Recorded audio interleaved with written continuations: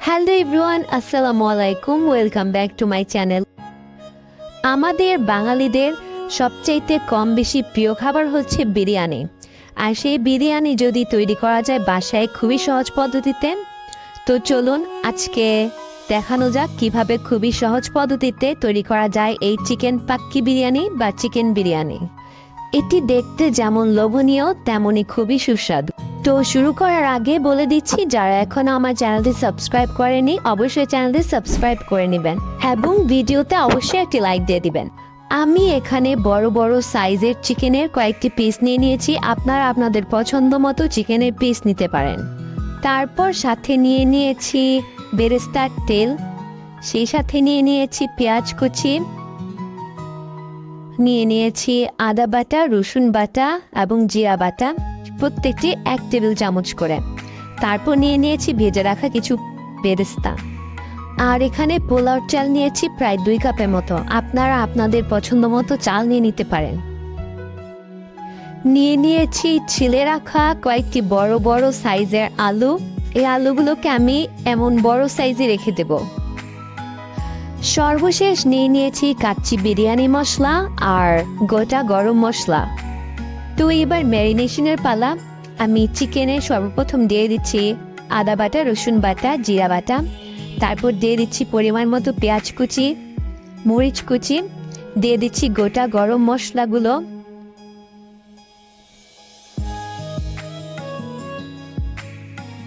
তারপর দিয়ে দিচ্ছি বেরেস্তার তেল।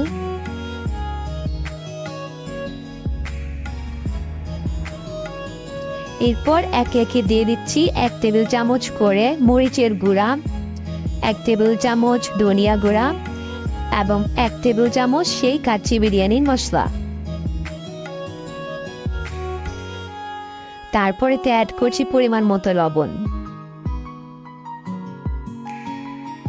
সবগুলো উপকরণ দিয়ে এবার চিকেনের সাথে মশলাগুলোকে ভালোভাবে মাখিয়ে নিতে হবে।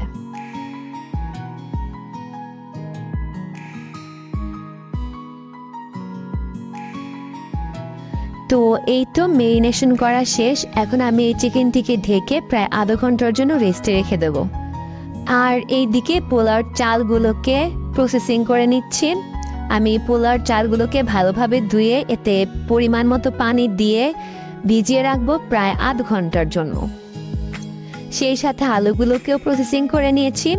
আলুগুলোকে কিছুটা জর্দার রং এবং লবণ দিয়ে সিদ্ধ করে নিয়েছি।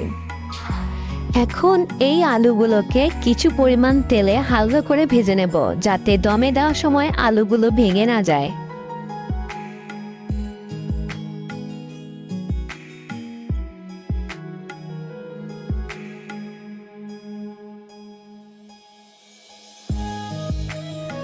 আলুগুলো ভাজার সময় এতে হালকা কিছুটা লবণ দিয়ে দিয়েছি।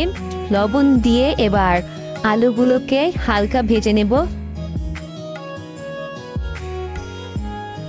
তো এই তো আলুগুলো ভাজা শেষ। এবার আলুগুলোকে তুলে নিয়ে সেই একই ফ্রাই প্যানে আরও কিছুটা পরিমাণ তেল দিয়ে এতে দিয়ে দিচ্ছি সেই ম্যারিনেশন করা চিকেনগুলোকে ভালোভাবে নেড়ে চেড়ে কিছুক্ষণ রান্না করে নিতে হবে। এতে করে চিকেনের গায়ে থেকে কিছু পরিমাণ পানি বের হবে এবং সেই পানিতেই চিকেনগুলোকে সিদ্ধ করে নিতে হবে। আর হ্যাঁ, অবশ্যই এই কাজটি ঢাকনা দিয়ে দিয়ে করতে হবে। আর অবশ্যই কিছুক্ষণ পর পর ঢাকনা তুলে চিকেনগুলোকে নেড়ে চেড়ে দিতে হবে, যাতে তলায় না লেগে যায় চিকেনগুলো যখন কিছুটা ভাজা ভাজা হয়ে যাবে এবং পানি শুকিয়ে যাবে, তখন এতে অ্যাড করে দিতে হবে আরও কিছুটা পানি, যাতে চিকেনগুলো একদম ভালোভাবে ভিতর থেকে সিদ্ধ হয়। তো এই তো চিকেন রান্না অলমোস্ট ডান। এখন আমি এতে দিয়ে দিচ্ছি কিছু পরিমাণ চিনি এবং আরও কিছুটা বিরিয়ানি মশলা। এতে করে বিরিয়ানির ফ্লেভারটা আরও বেশি ভালো আসবে।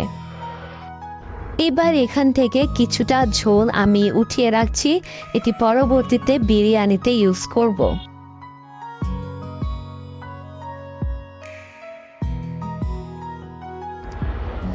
এখন একটি বড় হাঁড়িতে পরিমাণ মতো তেল দিয়ে নিচ্ছি।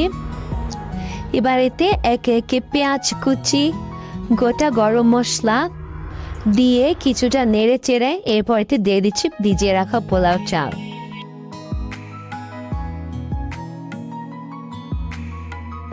পোলাওর চালগুলো দিয়ে এবার এগুলোকে ভালোভাবে কিছুক্ষণ ভেজে নিচ্ছি।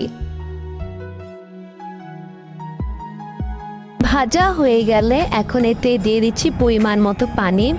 আপনারা যতটুকু পোলাও চাল নেবেন তার চেয়ে দ্বিগুণ পরিমাণে পানি ইউজ করবেন। এবার এতে দিয়ে দিচ্ছি পরিমাণ মতো লবণ, দিয়ে দিচ্ছি প্রায় 1 টেবিল চামচের মতো চিনি। এবার সবগুলোকে ভালোভাবে নেড়েচেড়ে ঢাকনা দিয়ে ঢেকে দেব যতক্ষণ না পানি এবং চাল ফুটে উঠছে। এবার আমি এখানে অ্যাড করছি সে আগে থেকে উঠিয়ে রাখা ঝোলটুকু।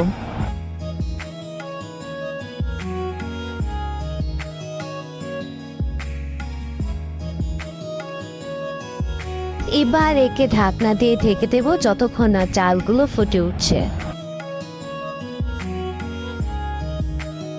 তো এই তো চালগুলো প্রায় ফুটে গিয়েছে। এখন আমি এখান থেকে কিছু ভাত তুলে নিচ্ছি। আপনারাও আমার দেখানো স্টেপগুলো ফলো করতে থাকুন।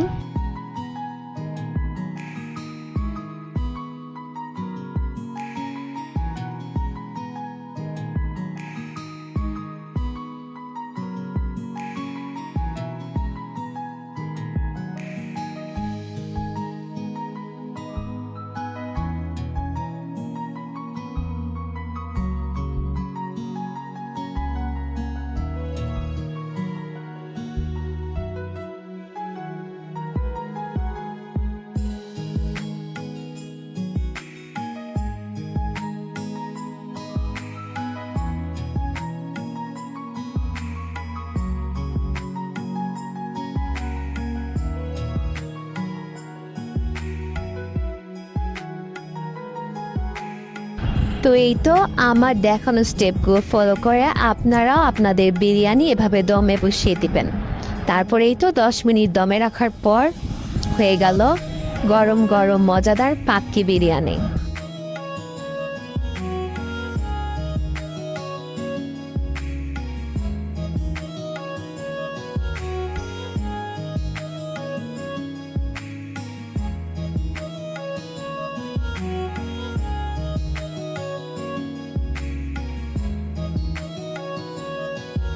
এবার আপনারা আপনাদের পছন্দ মতো পরিবেশন করুন। তো আপনারাও এভাবে খুব সহজে বানিয়ে ফেলতে পারেন খুবই মজাদার এবং সুস্বাদু পাক্কি বিরিয়ানি বা চিকেন বিরিয়ানি। আশা করি অবশ্যই সকলের প্রশংসায় পঞ্চমুখ হবেন।